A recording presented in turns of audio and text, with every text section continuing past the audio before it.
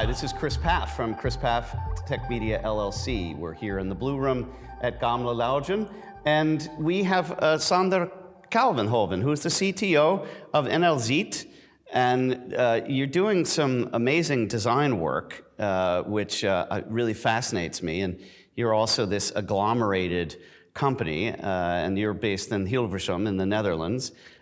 So what are you seeing right now in terms of how design can enable better service for streamers?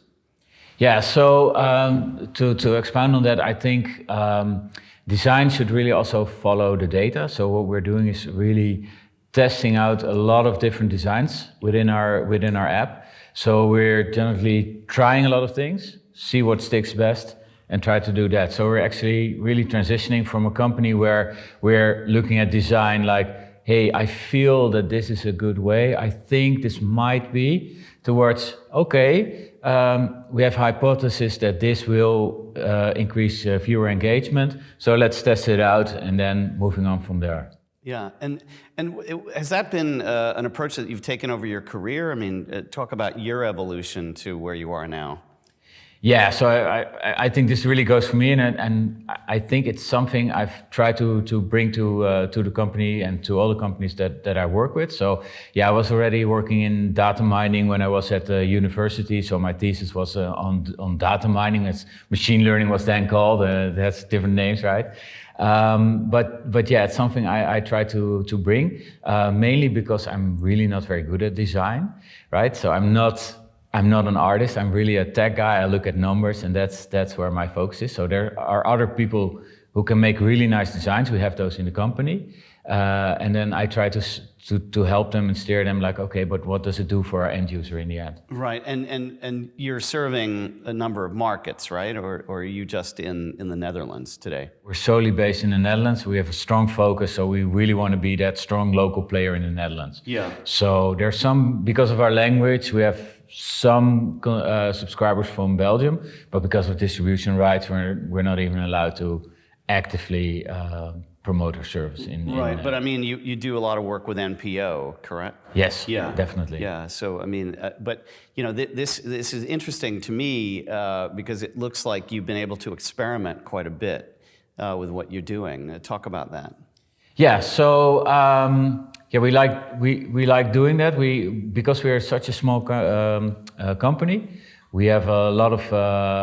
We are still very agile, very flexible, and that allows us to try things very fast. And also, if we slip up sometimes, it's not the end of the world.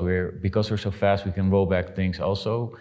We had some incidences of that, of course, so yeah. And what are you looking at in terms of issues like privacy and security and content, you know, sort of provenance? I mean, talk about how that factors into what you're doing. Oh yeah, so when we experiment and we always say we have room for error. There's this one area where we don't, and that's exactly that, security. So I think the number one risk that we would have within NLZIET is if we would have some kind of data breach or leak, or where the email, for instance, if we were to drop the email addresses of our subscribers, that would be like, I think that would be the main risk in everything. So within my team and within the organization, we will say it's very great to make mistakes. We learn from them, but that's just one area where we don't want to compromise on. Right, and how many subscribers do you have now? So we're going on roughly around 200,000 at this point. So yeah, somewhere around that number. Yeah, and when did you start working with NLZIET? I mean, what's the experience that you have there? Yeah, so I go back from day one of NLZIET when I was a technical lead for another company building NLZIET. I was the lead developer there. Then I did some other projects within that company, and then 4.5 years ago I started in my current role as CTO with NLZIET. Great. Yeah. And I mean, what are you seeing in the Dutch market? I mean, is obviously KPN's a big player. You know, you've got some others who are there. But I mean, what are you seeing in terms of competition and innovation? So in terms of competition, I think, or the great dynamics in the market that you see is still the cord cutting. So because we have this model where the cable companies, they provide revenues back to the to the broadcasters. But in my opinion, that's not a model that will hold indefinitely. As cable cutting, cord cutting will continue to grow, we will reach this kind of fulcrum point at which this model is no longer viable. And at that point, it's very important for us, but mainly for the broadcasters that founded us, to still be able to serve their content to the Dutch consumer. And I think they're still in a very good position to do so. But it's really important that they keep that focus and keep looking at this long-term development, which in sometimes you might have to make decisions that hurt you on the short term, but in this, when keeping in mind this long-term development, that might. Yeah, I mean, what have you learned being here as we sit here in Oslo?